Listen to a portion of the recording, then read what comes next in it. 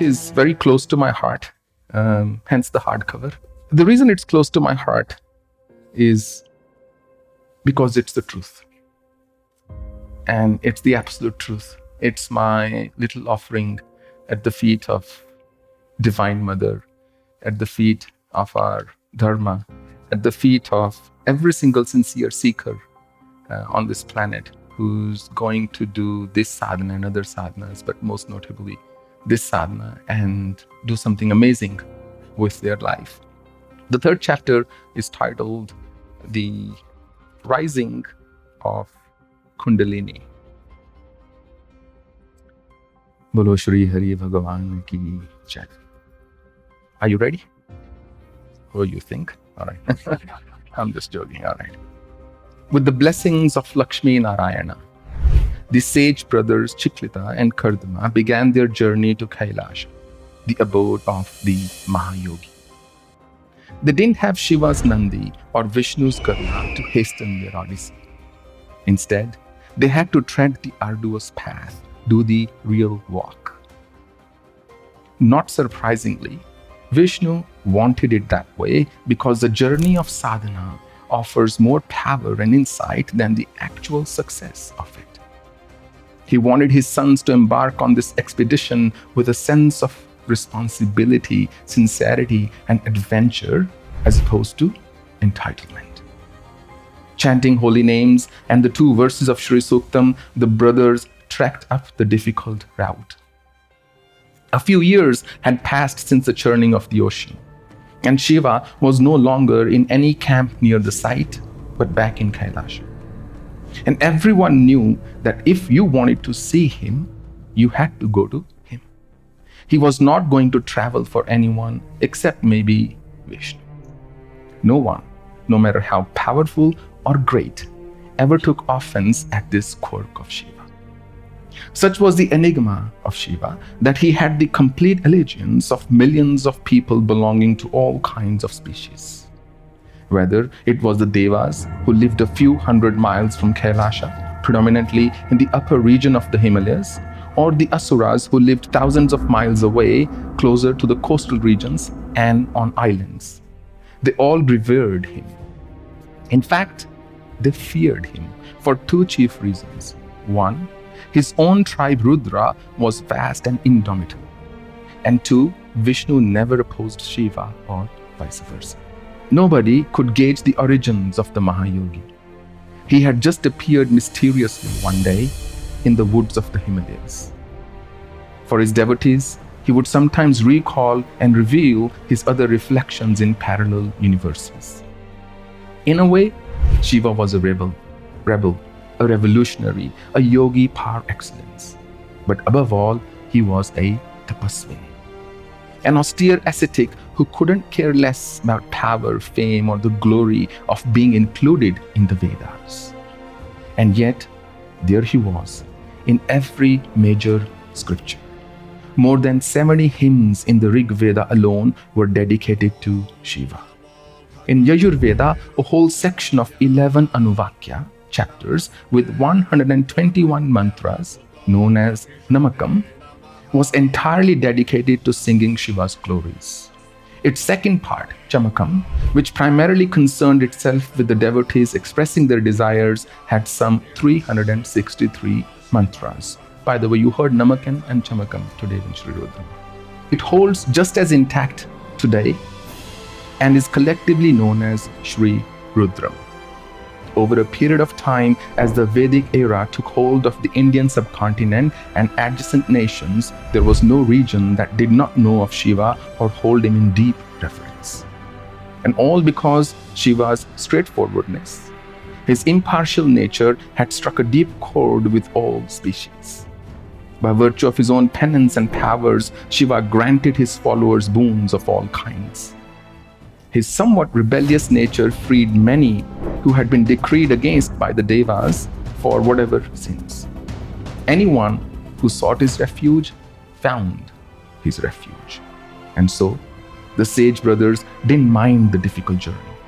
Although Chiklita did share with Kardama that he felt that if Lord Vishnu wished so, He could have easily given them permission to invoke the verses in Vaikuntha itself, rather than asking them to travel to Kailasha. When Kardama did not reply, Chiklita naturally assumed that he was not interested in having this conversation, whereas in reality, Kardama had been so immersed in his real world of devotion towards the divine him that he hadn't heard Chiklita at all. At any rate, the great Shiva himself, who was a total recluse and never involved himself in or meddled with anything that didn't concern him, was going to talk to them about Sri Suktam, Chiklita thought. And that was much more than anyone could ever ask for. As they passed through various plains, hills, valleys, and forests, they developed a deeper appreciation for the supreme ruler too, their own father, the phenomenal Vishnu. They were beginning to understand why material wealth was essential to progress. Not only did wealth provide for individuals, it also validated their existence, it seemed. This is how it was back then, and this is how it is today. It took them several months to reach Kailasha, but finally their journey of nearly 2,500 miles was over. The Himalayas took their breath away as they looked on at the mountain jewels surrounded by smaller mountains. It was like a 24-carat solitaire with tiny baguettes studded on both sides. The giant mountains seemed to whisper of tales even more ancient than the era they already belonged to.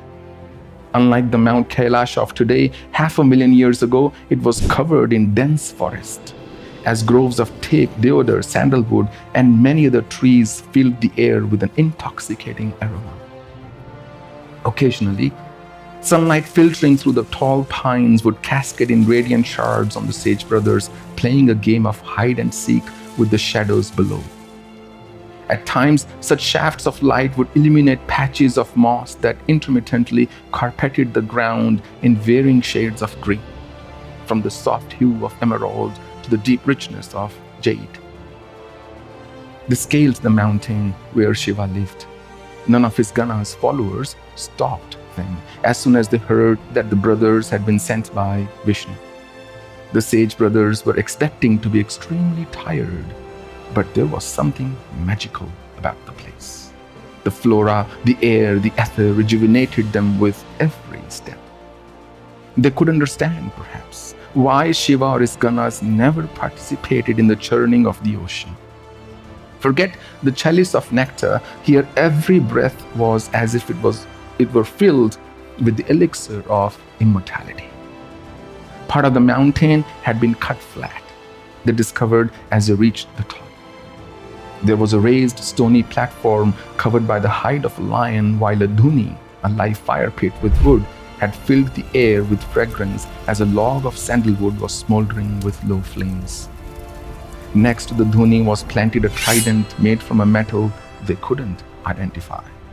A coat of ashes from the dhuni had settled on the trident, as if it hadn't been moved for days and weeks on end, which was quite possible, as Shiva was known to go into deep samadhi for rather long periods. During such times, either Divine Mother, Uma herself, would tend to the dhuni, or when Shiva was in solitude, one of the Ganas would do that for him.